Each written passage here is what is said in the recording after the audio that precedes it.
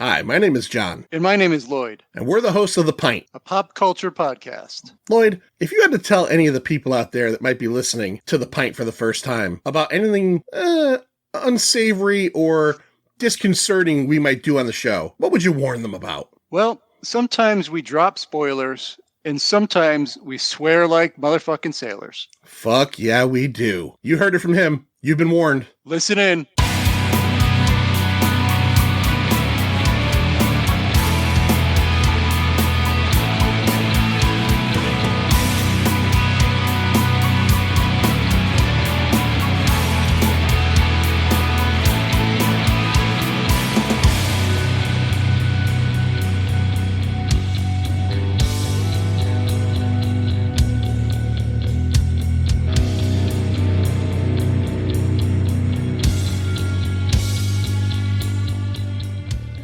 All right, welcome back to another episode of The Pint. My name is John.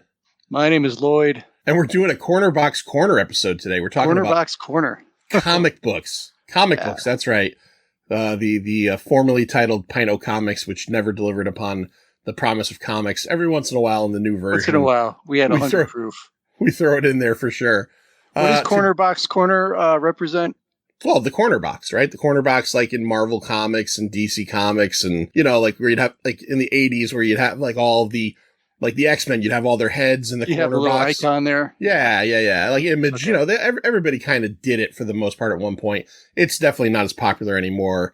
I'm actually looking at a newer DC Black Label, and of course, there's nothing there. But I've got a couple of comics up on the walls. Image here. did that for a while too, didn't they? Yeah. I think just about everybody did that for the most part. At one point, but heavily, if you went through like the 70s and 80s, especially Marvel, they had the white box generally, and it would have the M logo under it, and then it would be like, if it was Wolverine, it'd have Wolverine's head in it, and some issues it would be, the brown costume mask, it would be the yellow, some would be, no mask at all. So yeah, so the corner box, I figured that was a good title. Today, Lloyd, what book and what arc of what book are we talking about? Well, folks, today we are talking about The Walking Dead, the book that actually got me into comics. We are talking about issues number 97 through 102, published in May 2012. We're talking about volume 17, called Something to Fear, in the trade paperback, and hardcover book 9. Wow, you got it all down. I knew it was 17 for trades. I didn't know where it was in hardcover, and the Walking Dead being such a successful franchise between comics and movies has been reprocessed and re-put out there so many different times, right? Like, you get the compendiums, which are like, how many issues? Those things are giant. So the issues were obviously single issues. The trade paperbacks were blocks of 6. The hardcovers were blocks of 12, so 1 full year. And then those compendiums, 4 years? Yeah, it's crazy because there's only like 3 or 4 of those, right? Because they're so big. Yeah. And then they have these super hardcovers, like deluxe hardcovers that come in a slipcover. I think those are like 2 regular hardcovers, so like 2 years. I have every single issue in single issue format of The Walking Dead, including a first printing of number 1. That's pretty amazing. You could have made some good money on that a while ago. Should have. I should have. I look at it now, and people used to say to me all the time, like when the show was rolling and it was at its peak, people would always say to me, "You should sell that right now. It's hot." And I'm like, I know, but I'm also a super fan of the book. The show, I got to the first 2 episodes of season 5 and just didn't care anymore. I was just like, it doesn't matter. And it wasn't a case of, it's not the book. It was just, I didn't care. I had kind of already read most of that stuff in the book. Yes, the show was different, but I wasn't feeling it week to week. And obviously I'm on a boat because, the show went forever. There's 2 spinoffs that are, at least one's successful. One, I think there was like a kids spinoff that didn't really last very long, but I mean, it's a mega franchise. I mean, Robert Kirkman, the creator, the writer and creator, is probably easily the richest man in all of comicdom, right? Because he's got to be. Yeah. He made so much money off this. He made so much money off of this fucking book. So I was really into the show. You could read about it on that old Planet Comics website, but yeah, the show was the first thing I saw, and then I found out there was a comic, so I sought that out. Read all that stuff through Comixology, the digital app, and then when I caught up to where it was, I started buying the issues, which was right around this arc, right when this arc started. Yeah, this arc starts, like you said, at 97 and goes through 102, and it's almost completely at the halfway point because the book lasted until 193 issues. Right. So it ends at 193. The book was published from October of 2003 until July of 2019. And then there was a little funny business with what Robert Kirkman did with that last issue too, right? Yeah. Lloyd, what did he do? Do you remember? Yeah, from what I remember, he did not announce that was going to be the final issue. He even probably solicited 2 additional issues. 3, up through issue 196, which was supposed to come out in October of 2019. Right, which would have been, I think, the logical end of an arc, maybe. Yeah. Yep. Yeah. He had injured Rick. What was it? Or did he kill Rick the issue before? He kills Rick. I shouldn't say that. That's a spoiler. But we're a spoiler-based show. All right. Yeah, we said it in the beginning. Sorry, I should have just said spoiler. But I think Rick was killed in the issue before, right? So 192. Yeah. Yeah. He's like, well, that's it. But it was a great ending, just like his Invincible was a great ending. Very long issue, and it was entertaining all the way to the end, in my opinion. I agree. I really enjoyed The Walking Dead. This is the first time. So I read The Walking Dead from the time it started. I jumped in on issue 3 or 4 because people with Comic Shop were saying, oh, this is a really good book, interesting book, zombies and human survival. So I didn't jump in on 1, but I managed to go back and get copies of 1, 2, 3, or whatever it was up until 4. And I read it month to month until July of 2019. So I got to read and enjoy this book as it went along. I will say, as much as I did love The Walking Dead, and I do love The Walking Dead, if you look over my shoulder, I know the viewers can't hear this, but if you ever watch any of our live streams, I have an awesome Walking Dead poster that I had gotten years ago. I still think Invincible's a better book. It's a different book, but it's a better book overall. Wow. Hey, I'm just looking up really quick. Issue number 1, Walking Dead Raw, which just means floppy, not graded. $913. Well, then I well, is it now there is a question though, because there was an error there's a printing that says mature readers, pardon me. It was in black initially and then in white for the corrected run. I have the white version. Apparently, if you have the black lettered mature readers, that's the one that's worth even more money. Even more. Yeah. But in either case, I'm not in any rush to sell it right now, and I like pulling it out once in a while and looking at it, much like my penis. Every once in a while. Yank it out there and just go, hey, you. Like, beat it around a little bit. Smack it around, knock it down a flight of stairs, asking who its daddy is. Who's your daddy? All right, so let's get into the Walking Dead a little bit further, and let's get into who created this thing and who drew this thing. Start the diesel, all head forward! All right, so as we said, 193 issues, October of 03 to July of 19. As we mentioned, created by Robert Kirkman, gentleman from Cynthiana, Kentucky, which is where Rick Grimes, the main character, is the sheriff of as well. He also wrote Invincible, which I just mentioned before, I think is a better book overall, but it's a totally different book, superhero book. I tell you what, I think Kirkman did something that most people don't do. He stuck the landing twice because Walking Dead and Invincible both ended really excellently. So here's where it gets a little interesting. The first 6 issues were drawn by a guy named Tony Moore. He penciled and inked issues 1 through 6, and he colored. And by colored, because this is a black and white book, he did the gray shading up through 5. From issues 6 through 193, Cliff Rathbun was the guy who did all of the shading on this book. Right. So after Tony Moore leaves, which ends up, and you can look into this, I'm not going to get too far into it, there's a huge legal battle between the two of them. Tony Moore leaves, and him and Kirkman get into this whole thing. Charlie Adlard is brought on. Well, Charlie Adlard comes in, and he basically pencils and inks issues 7 through 193, which is in comic book parlance, that's fucking monumental, 180 plus issues. That's pretty fucking good. What do you think of Charlie Adler's style? I like it in The Walking Dead. I know he's done other stuff. I mean, he's not a one-trick pony. I know he did a lot of Judge Dredd. I think he did some X-Files back in the day. I think it works really well for this book. I've seen him do some newer stuff. That what was it called? The United States of Vampire. Some weird vampire.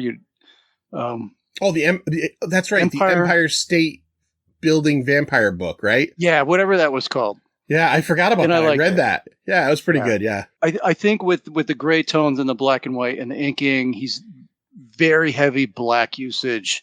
It works. Do some of the characters look similar? Yeah. I remember early on, I mean, sometimes I couldn't tell if I was looking at Maggie or somebody else yeah. And sometimes it looks a little goofy. It works. It overall works. He's got some magnificent, 2-page spread or, even just a 1-page. Yeah, I think it's really good art. The book obviously lives in a world of zombies and a walker apocalypse, all this stuff. Yeah. But it's supposed to be a human story, but you can't forget about the zombies, or as they're called, walkers in this book. And he does a great job with that. The gore. The walkers are fantastic. Yeah. Just the variety you get, some of them are like half bodies. Some of them have, half of a head missing, different levels of decomposure. And you're right. They're not just his art, but Kirkman's writing as well. I'll fully admit this. I love this book. I read it for 193 issues, basically month by month.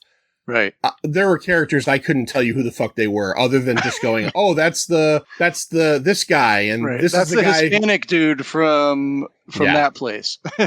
There was a short period of time, I think early on in the run, maybe 30s or 40s, where Kirkman started doing a lineup on the first page of who was still alive. Oh, right. And who they were, just their name. And I used to love that because I go, okay, that guy's name is Heath. That's Heath. Because to me, I just look at him and go, black guy with glasses. But now I'm like, that's Heath.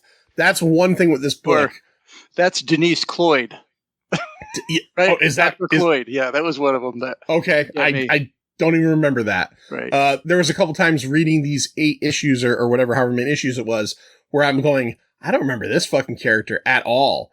But this is also the first time I've ever gone back and reread any of this. Have you reread any of this since your initial going through? Yeah, so my intent of buying the hardcovers was to, when it was all over, reread the hardcovers, which I did start doing. And then because I'm a sucker, I started buying The Walking Dead Deluxe, the colored version, as it started coming out, which is basically 2 a month.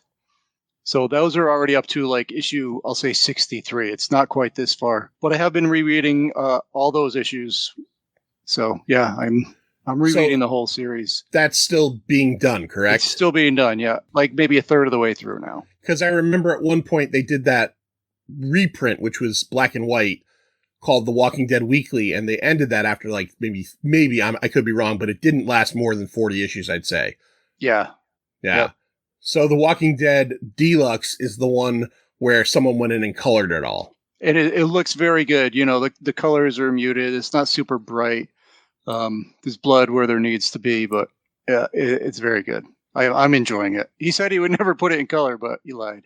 Yeah, well, he needs more than the whatever the $16 billion he has off of this franchise. Yeah, and they have the good card stock. Every cover is good card stock. Yeah.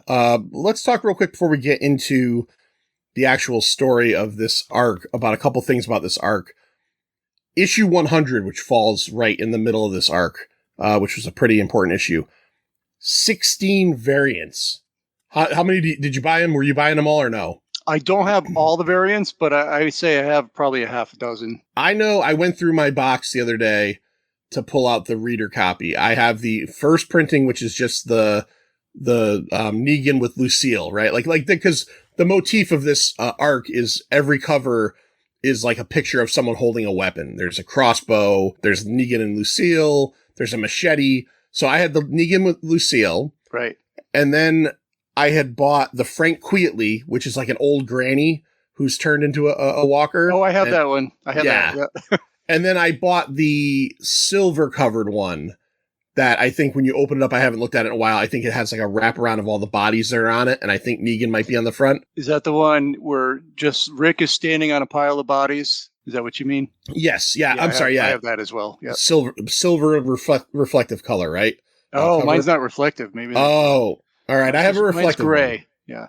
Okay. I have a reflective one that was like special. Amongst Frank Queatley, Todd McFarlane did one, and Brian Hitch did one, and Ryan Otley, who was doing Invincible for Robert Kirkman, did one as well. So there's a bunch of those out there. Yeah.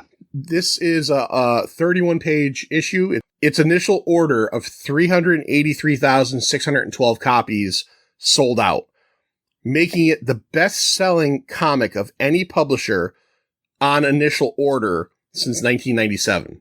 Damn. So yeah, everybody bought this. And it's the 10th issue of The Walking Dead to get a second printing and the first to get a third. So that's what I know about issue 100. Do you have anything on yours? I do. So issue 100, all 6 of the issues in this arc have gone to second printing, which is pretty impressive. In those second printings make a landscape cover of Negan.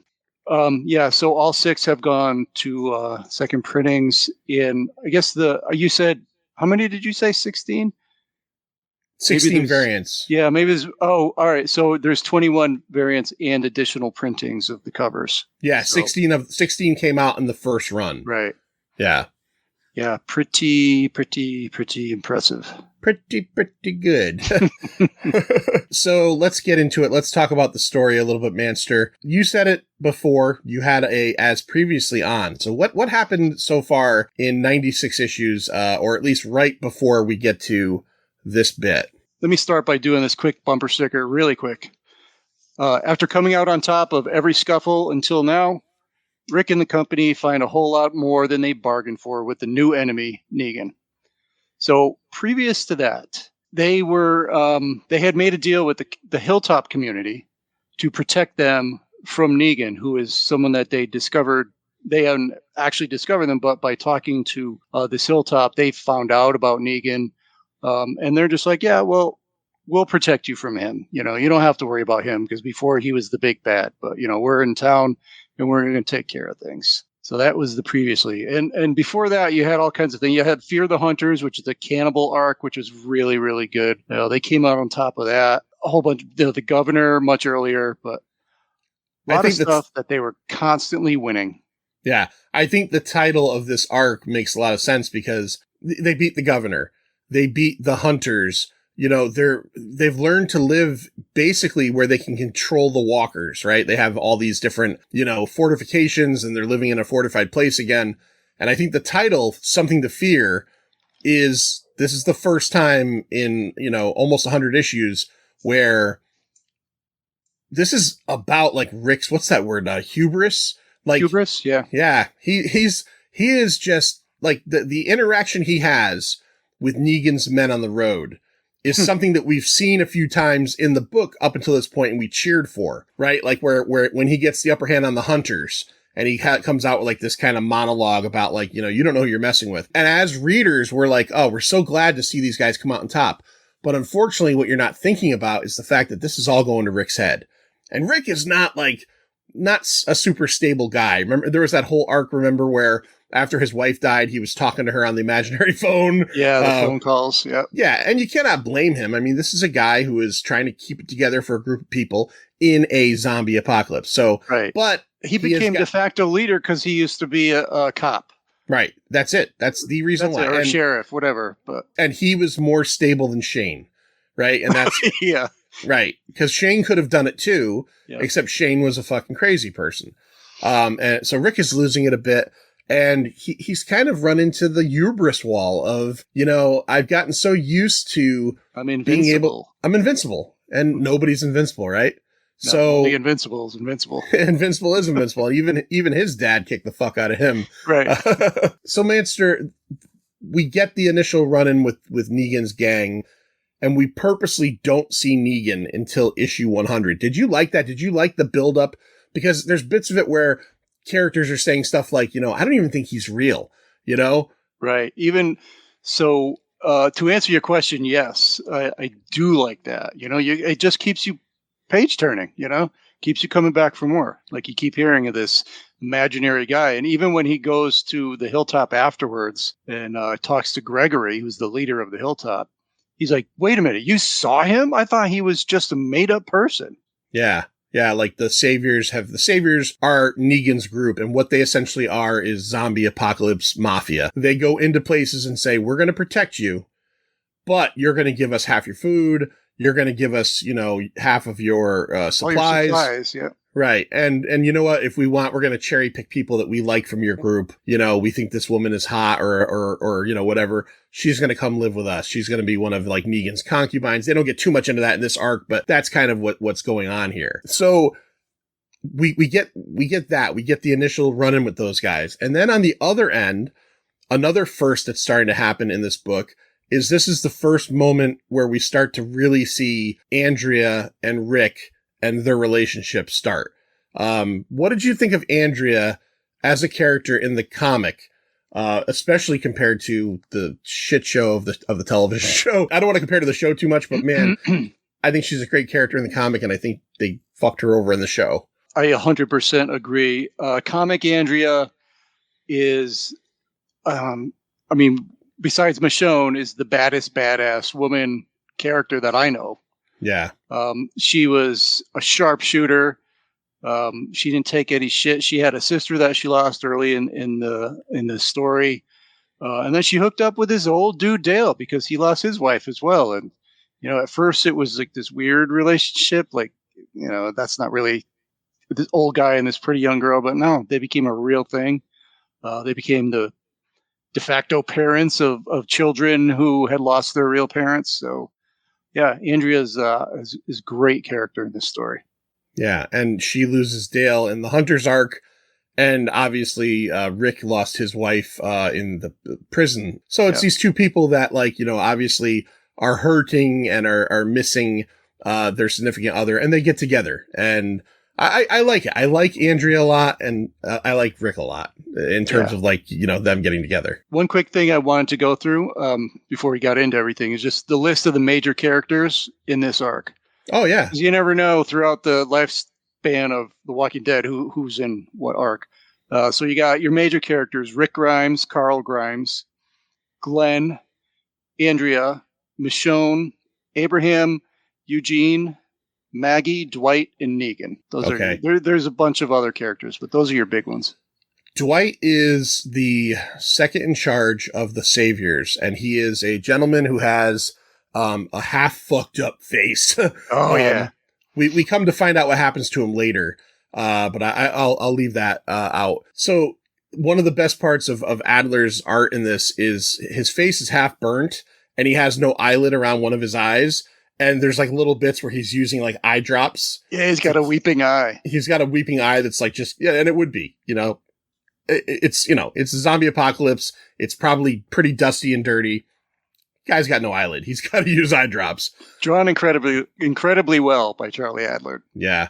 One of the things I could remember reading this book in real time in 2012 was when they introduced this arc. One of the first issues is the issue with the crossbow on the front.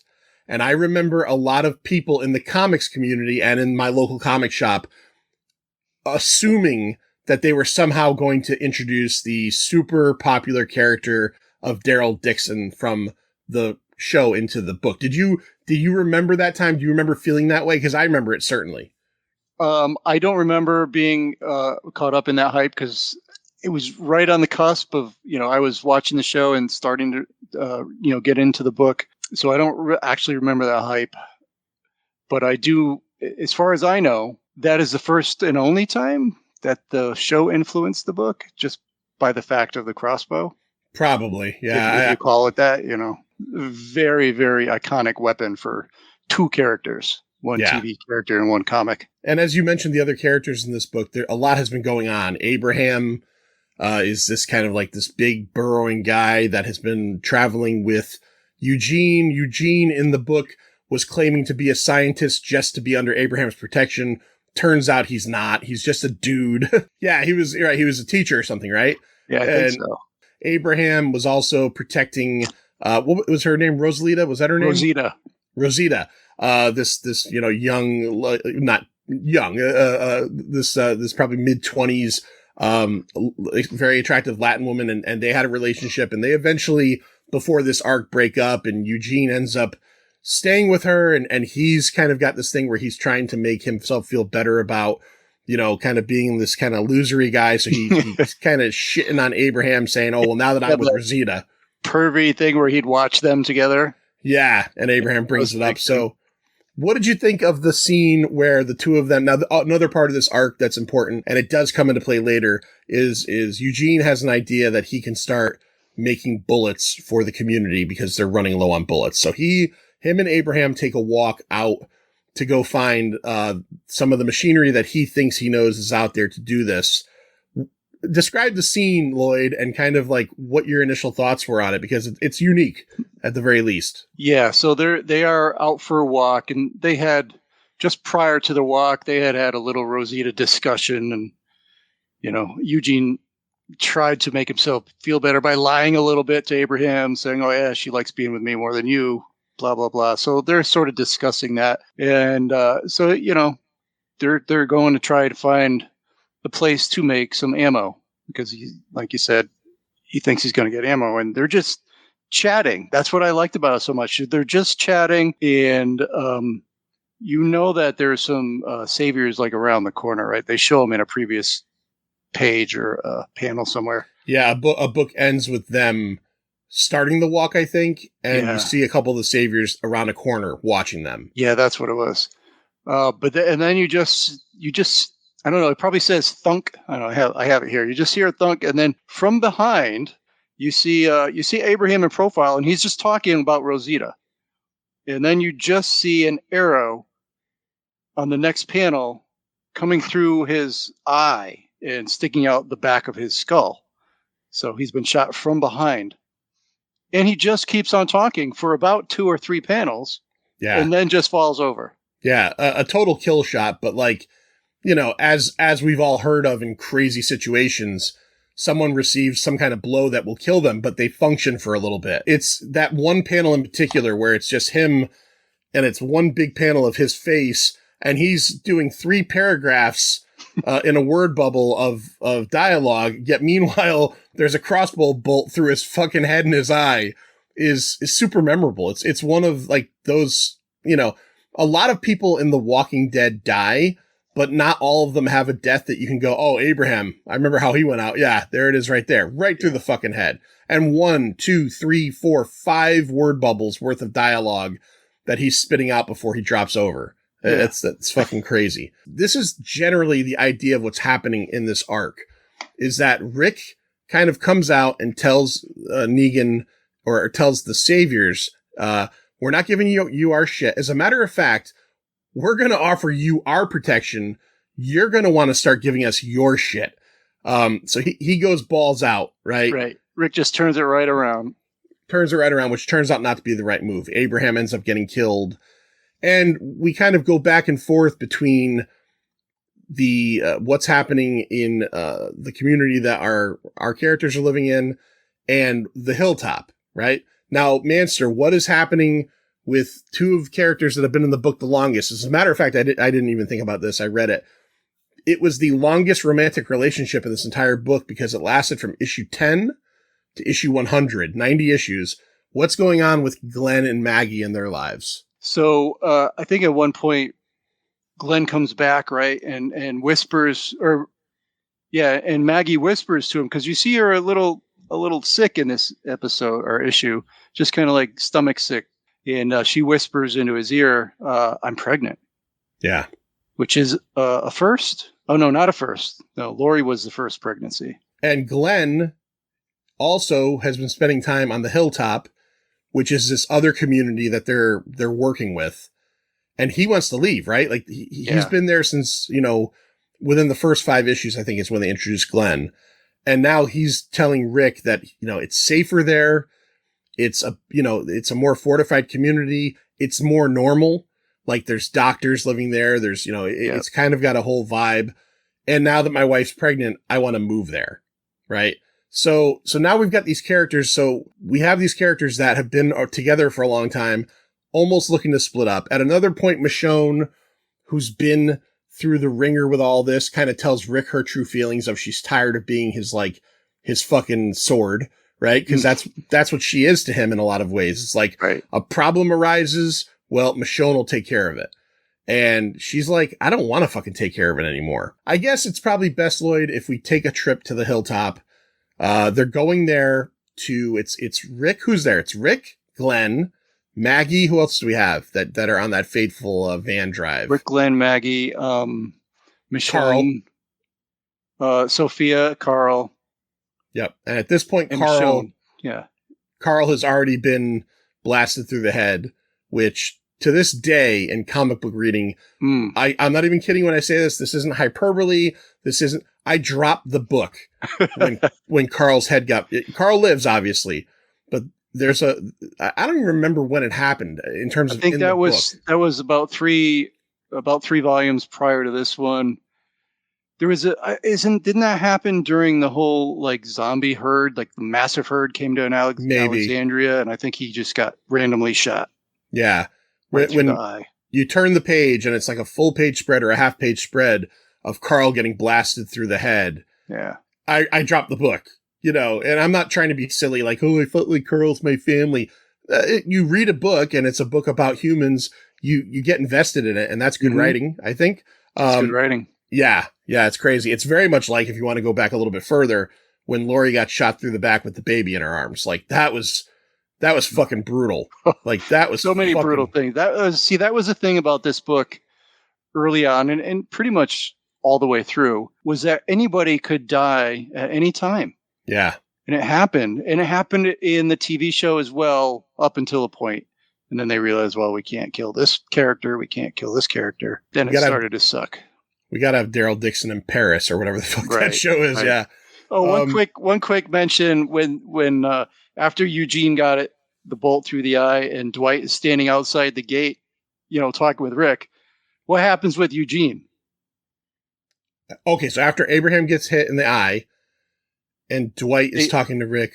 Yeah, they capture Eugene and they've got him on his knees in front of Dwight. I'll tell you what happened to him, because I actually, as I was reading this the other night, I held the panel out, I put it in front of my wife's face, and I went, fucking cockbite. Yeah, so Abraham gets killed, and then he gets accosted by some of the saviors, and Eugene gets accosted by some of the saviors, and Eugene's this doughy dude. He looks like TV's Frank from Mystery Science Theater 3000, if you know what I'm talking about. The only way he could fight back with it, I think his hands are tied behind his back, is he full on bites Dwight in the cock. Like, I mean, and it's like 4 panels of cock biting. And I'm thinking to myself, at this point, I would have just latched on so hard. He is like a Doberman. He is like, it's like the fear of getting bit in the crotch by a dog. Your fear is not only that they're going to mangle my genitalia, but there's no way I'm getting them off. Well, if Eugene ever bites you in the crotch, you're not getting him off either. That's right. I think they do get him off by hitting him in the head with a rifle or something. Yeah, I think they headbutt him with the butt of a rifle. That's all you can do. I leaned over and I said to my wife, I said, Lindsay, cockbite. I think, like you said, they showed it in about 4 panels. Oh, in one of those panels, you could just see the grip that he had. Yeah. Yeah, that's brutal. It's funny. I just read this the other night and I didn't forget that. But when you said that, I was like, what did cockbite. Yeah. Trip to the hilltop. They're going back up to the hilltop. They're going to drop off Glenn and Maggie. They're trying to do this stuff within one day because it seems like it's a good distance away. But they get stopped on the way there. Well, they're stopped at one point to rest. Right. They rest at night because, without Jesus navigating, who is another character, not really so much integral to this arc. But he was always the guy that got them back and forth. And now they're doing it on their own. And while they're essentially resting there, they get accosted by this very large group of saviors, 50 plus. Now, did you get what was happening? So when Rick was sitting on top of the RV or van or whatever they're driving, he's doing night watch. and you just see him like starting to rub his eyes and stuff like that, and then you see 2 scenes from the back, and it's just him in shadow. In one scene, it's just him with his leather jacket on, and then the next scene, it's him with a leather jacket on with a shadow of that. What do you call those things? The garrote that he pulls Garrote, off. yeah. Of he puts the noose around his neck and yanks him off the fucking van. Yeah. Yeah. But it's funny because you see those 2 panels side by side, and that's the thing I love about comics. You have to visually look at things. You shouldn't just blow through comics and read the words and just like glance at the picture. You can pick up so many details if you just take a moment to look at it. You have to spend time on a comic book. Yeah. And there are some comics you don't. There are some comics that are made to be quickly digested, but something like this, you want to go panel by panel. And you're right, it's a visual art medium, and it's incredible, penciled and inked and colored storytelling. That's the way you have to look at it. And Charlie Adler is a master.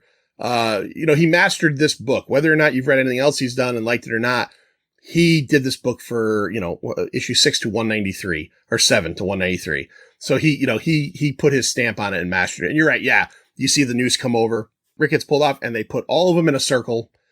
And then Negan comes out. Describing Negan now, 13 or 11 years later, especially with the show having run, it's not that much of a surprise. But I remember reading this issue.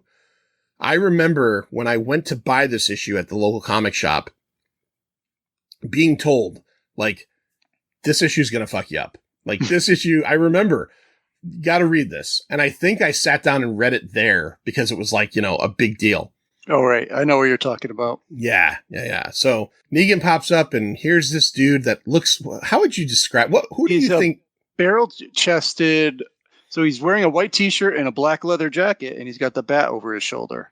And the first view you have of him is because they're all on their knees, is looking up at him. Yeah. So he's already super intimidating. He's like I said, a barrel-chested guy. He's big, hair slicked back. I always kind of pictured him as they cast Jeffrey Dean Morgan in the show, but I always thought if you just made him look like it would be Will Sasso would be the perfect doppelganger for a Negan character. The 2 I would think of, one of them was what I always thought was Henry Rollins. He's not as barrel-chested, but he's obviously a fit big dude, and you could kind of see that. If I wanted to go straight up with like face structure, John Hamm. Okay, a little thinner, but he's still kind of a big guy, but he's got that squared off chin and the black hair and everything. But yeah, and then the other part of it is, and this was something that I wondered if it would hold up for me or not. How do you feel about the overuse of profanities with Negan in terms of like everything, like the fuckity fuck and all that stuff? Yeah. So we learned this, his penchant for creative cursing, with, he conjugates the word fuck in so many ways. It's hilarious. Yeah. And I love it. I love that that's part of this character because it just makes me laugh. He's saying the most harsh stuff, but he throws in all these fuckity fucks and all this stuff. And, I'm sure some people would think it's just really bad. Like if you don't have a good vocabulary, you're just going to say fuck all the time, which is what he does. But I think it totally works for this character, and I love it. Yeah, I hadn't read this book obviously since it ended, and also hadn't read this arc since it came out 11 years ago. And I wondered 2 things. I wondered, is that going to be a little bit heavy-handed? And it wasn't. It fits because as the book goes along, we to put it lightly, Negan is not a one arc character, and he maybe out of anybody in the book has what you could kind of consider the most growth of, a long-term Walking Dead character. Cause we won't spoil it here, but like read on, like it gets really weird but in a good way, like, and unexpected what they're able to do with this character. Yeah. I know a lot of people, a lot of readers, are very divisive about that because some people are just black and white, like, hey, look at what he did. There's no coming back from that. Yet there's other people that, like I said, won't spoil it, but don't feel that way. I don't feel that way because I think look at what he did. There's no coming back from that. And we're going to talk about what he did in a second.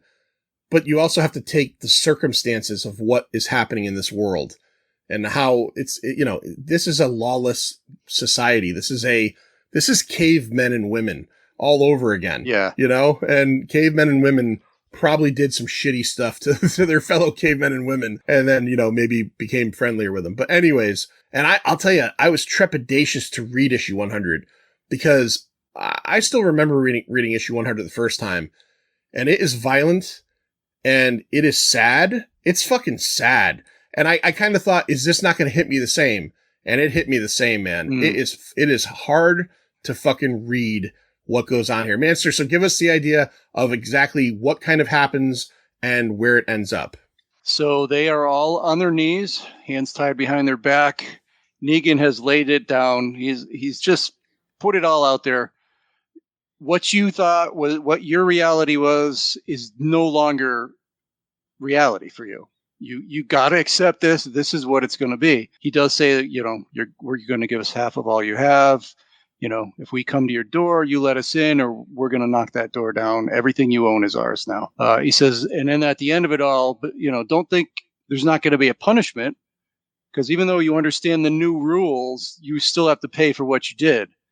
And he has that whole funny dialogue. I sent people to kill you and you killed them. And so I sent more people to kill you and you killed them again. That's not fucking cool, right? Yeah.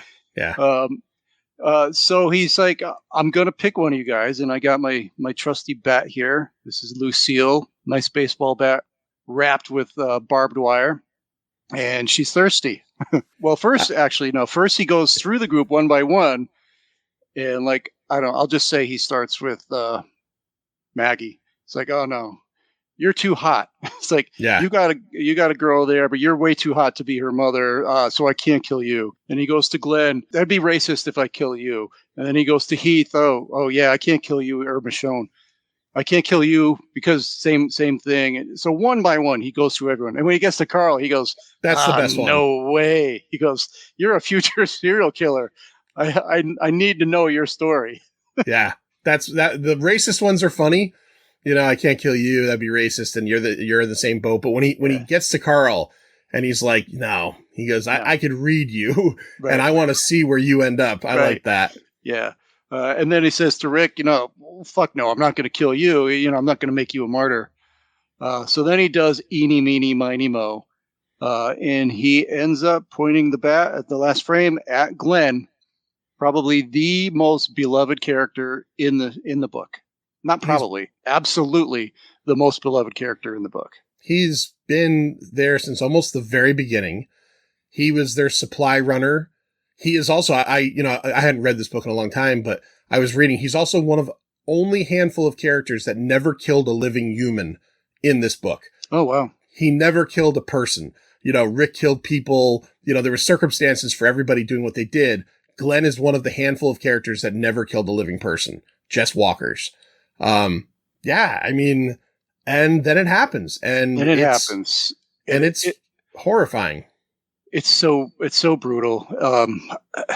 Like you said, if you can somehow detach yourself and read it and just move on, I don't know, maybe you ought to look a little deeper into yourself. Yeah. But when you see these characters or this character and what happens to him, and he's crying out, he's like, no, don't do this. And then he cries out for Maggie because they're married. Then you just see one crack. You see Negan come down straight down on Glenn's head, cracking the bat on top of his head. And then it's a page turn, I believe. And Negan says some really cruel shit. He's like, oh, wow, you're taking it like a champ. You should see. Oh, my God, I hit you so hard. Your eyes fucking popping out. It's gross. He's saying that to the guy he just hit. It certainly makes you, as you're reading this, just go, I want Rick to kill this guy so fucking bad. Oh, so fucking bad. I want Rick to kill this guy so fucking bad. And as the story of The Walking Dead goes along, that's an interesting want that, that you have to read to see if you get or what happens. And Charlie Adler's art of Glenn's head caving in and his eye popping out. And the repeated blows, there's that one couple a whole panel, page worth of blows. There's like a page where it's just him smacking him over the head until he's dead. He's I think one of the things they It's did just that was oatmeal. great, It's just a body and like a pile of oatmeal. after the first hit and after you see the first shot of Glenn with his head caved in and the eyeball, it's one of those moments where it's like, he's not going to live. Like, let's say Negan stops the attack right now. He's a vegetable or he's dead.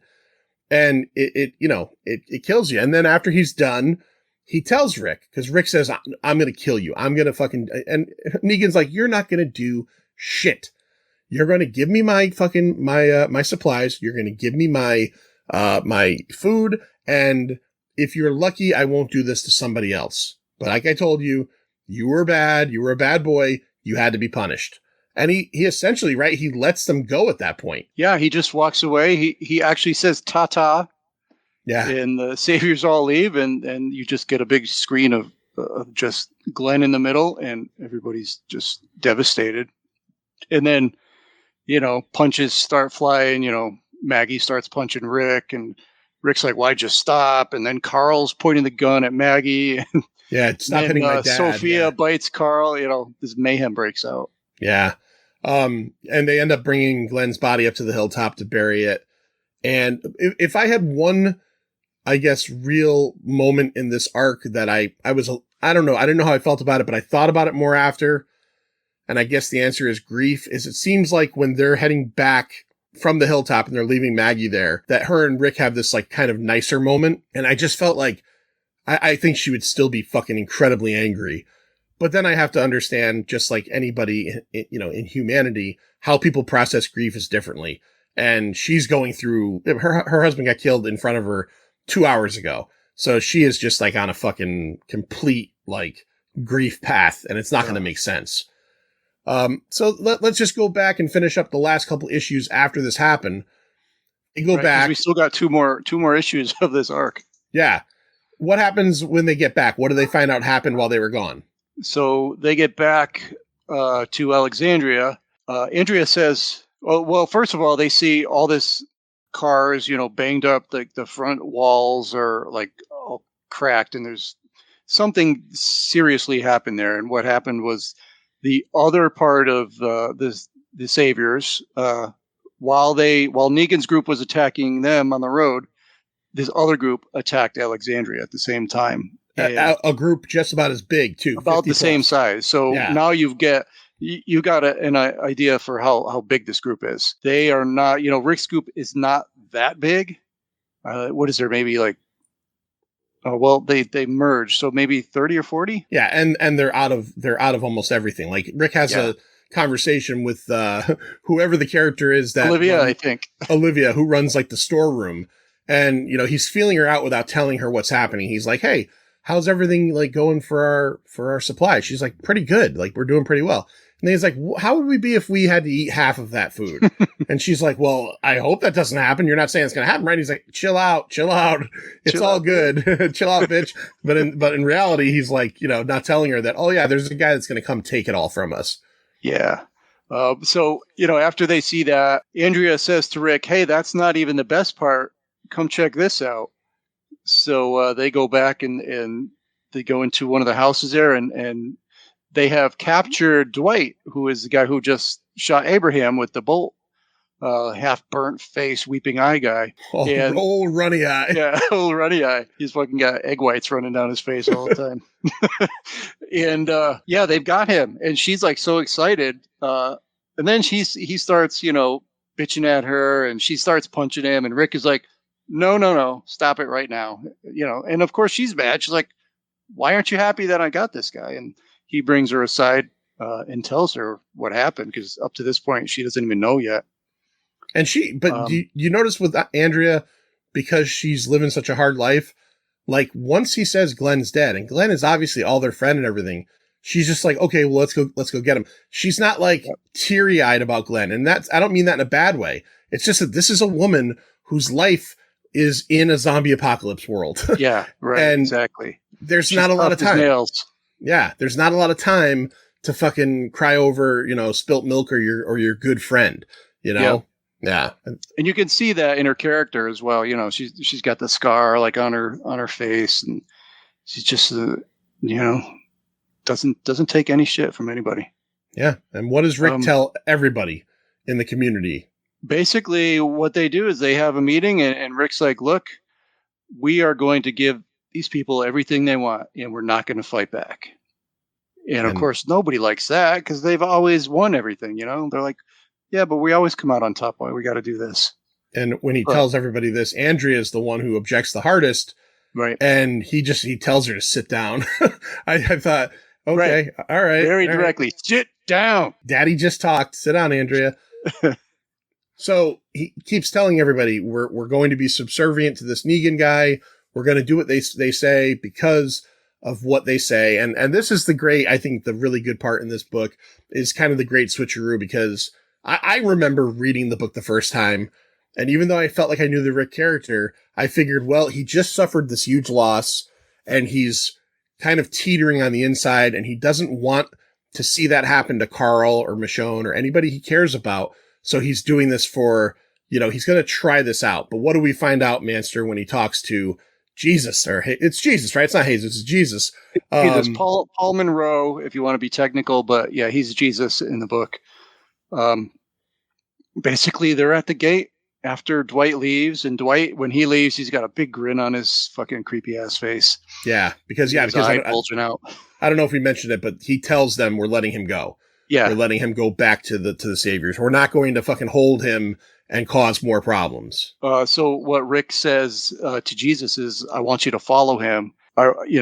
We got to know what we're up against, so you got to be our guy to do that." And Jesus is the perfect guy for that. Right. And that's how the whole arc ends. Yeah, it ends basically with him telling Jesus to go follow Dwight and get intel on the Saviors, and it will be continued in volume 18, which maybe at some point we'll talk about. Right. Hey, did you notice? I believe it's when they're back in Alexandria, and there's just a moment between Rick and Carl. It's like they're in the kitchen. They're standing in the kitchen. Yeah. Carl's drinking a soda, Rick's drinking a beer, and they're talking man to man. And Carl's like, "So we're gonna kick their fucking asses, right?" And he's like, "No, that's not how this is gonna play out." And then it's just two more panels of them just standing there, drinking their sodas, looking at each other. And I absolutely love that little shot there. It is really good. As soon as you said it, I knew what you're talking about. They're standing there just drinking and talking. Yeah. And I also really like the bit earlier too, where Carl says to Rick that he's tired of like being stuck on these voyages, sitting in the back of the minivan. He's like, "I want a gun. I want, and Rick tells him, "Okay, I promise you." Right away. Yeah. Right? Because Lori would never have let that happen, but Lori's not around. So Lori's not around, and like, I'm strong and I can shoot. Carl is not a 12-year-old kid, no matter what. Carl, or whatever he's supposed to be in this book. It's like 12 or 13 or 11. It's somewhere around there. Carl's like a fucking, an alpha male who had half of his head blown off. And, unfortunately in the Walker apocalypse, I keep calling it zombie apocalypse. They don't ever say zombie in this book, but it's well, they do apocalypse. Early on, but do they early on? Yeah. Up until like volume 2 or 3, they say zombie quite a bit. Oh, okay. I forget all about that. Well, in this world of the undead, when there's no more room in hell, the dead will walk the earth, whatever it is. He's a useful tool. He's an ally. He's not just a 11 or 12-year-old kid. All right, Manster, let's rate The Walking Dead, issue 97 to 102. Hit me with it. Just give it to me straight. I'm going to keep this pretty short and sweet. This is the most gut-wrenching turn of events I have ever read and probably ever seen on the show. Kirkman takes this story to a new place, but I think it's just what he needed to do. Yeah, he killed the best character in the book. And yeah, it's very painful. I felt pained in my heart, and that's just good writing. If you can make me feel something like that, it needed something like this. And we got it, and it was good. So I'm going to give it, this is very, very high praise, but 5 out of 5 bulging eyeballs. Ooh, buddy. All right. So, you know me, but I love, this is an amazing arc. So I have even though we rate stuff, I have a hard time rating arcs. I'm going to rate it, but so like if we did like we did a while ago at Stu, we did Wolverine Enemy of the State. That's an arc of Wolverine, but Wolverine is a book that in multiple volumes and through multiple writers has gone on for 16,000 issues, right? So like rating an arc is a little bit easier for me there. Whereas in a finite story like The Walking Dead, it's almost like I'd rather just rate The Walking Dead as a whole. But if I'm going to be talking about this arc, I'm going to go with a 4.25. I think it's great. And I'm not saying I don't think it's great. I give most of my grade on this one to issue 100. The other issues are good. And I like what's going on here. And I like the fact that we see Rick kind of be put underfoot. But you cannot beat that introduction of Negan. You cannot beat what he does to Glenn. That alone is, to me, one of the most memorable single issues of a comic I've read maybe ever. Because, fuck, I mean, I just literally, in my head, was like, oh, fuck, here it goes.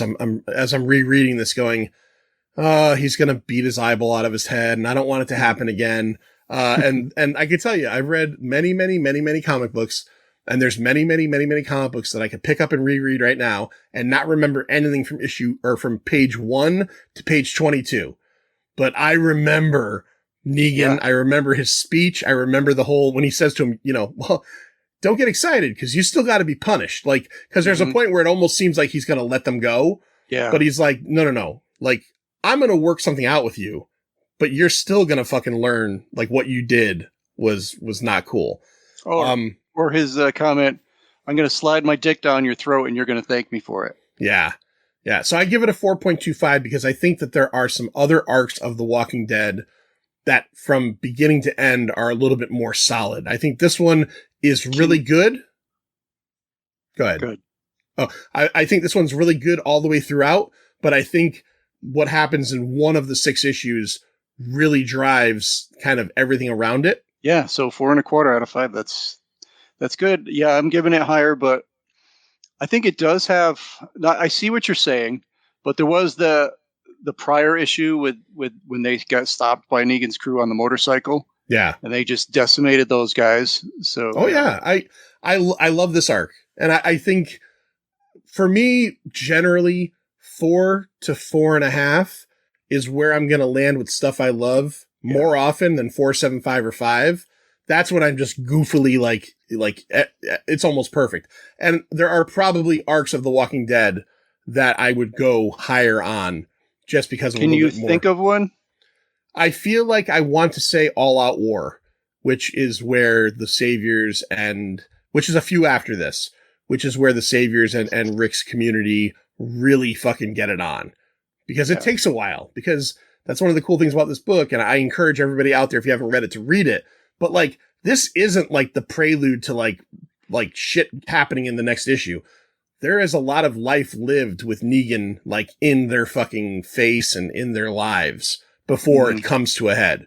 So, but yeah, I would say maybe All Out War. And honestly, I really loved, I don't remember how many arcs it was or how long it lasted, but the prison stuff was so fucking good. Yeah, governor stuff was good. Prisoner through governor, all of that, just from them living in the prison to and then all the shit going on. All right, we do have a couple of our pint insiders. If you want to be a pint insider, pretty pleased with fucking sugar on top, as Negan would say. Go to Patreon/thepint, and you could become a pint insider for as low as $2.50 a month. You get all kinds of cool extra episodes. Like me and Lloyd recently talked about the 1989 Batman, all kinds of fun stuff. But we got a couple of our insiders who wanted to talk about this. What did you think, G.I. Gary, of The Walking Dead, Something to Fear? It's a great, highly addictive series. It's an accessible entry for its genre, where the gore and shock punctuate the overall narrative without seeming gratuitous. He's correct about that. I think he's talking more about the whole book. Our buddy from the Contrary. Oh, by the way, Gary, you got to check him out. Chaplin's Assistant Motor Podcast. If you're a G.I. Joe fan, get on it. Julio from the Contrarians, another fucking great podcast you should check out. I think I read the first 4 or 5 trade paperbacks back before it had a TV show. It was a fun time waster, but always felt very superficial character-wise. I'm not a fan of Kirkman's writing. I actually found the TV show a lot more engaging once it hit its stride around season 3 or 4. I guess it's possible the same could be said of the comic books, and I just never found out. I think it was a baller move to end it when and how it ended. That is correct. It was out of nowhere, that's for sure. And then finally, Ken M from the ODPH Ocho Duro Parlay Hour, another fucking awesome podcast. Check it out. Says, one of the last great moments from this comic, I will never forget walking into my local comic shop at the time and the owner just shaking his head as he read issue 100. This is the same story I told. It's the same story. He literally just slid it across the counter and went, no words, just read it. It is ironic that when that moment played out on the TV show, the audience had no words for what happened as well. In my opinion, or this was the moment, pardon me, The Walking Dead killed the pop culture audience, but as a comics fan first, hell yeah, great moment. So it sounds like what he's saying is he didn't love it in the show, but in the book he did. So I didn't get that far in the show, so no big deal to me. Manster, where can they find us? They can find us anywhere they like to get their podcasts, iHeart, Spotify, any of those. On Facebook and YouTube, it's The Pint, a pop culture podcast. On Instagram and Threads, it's at The Pint Podcast. And you already know how to be an insider because John just said it. Do it. Ta-ta. It's over, Johnny. It's over! Nothing is over! Nothing! You just don't turn it off!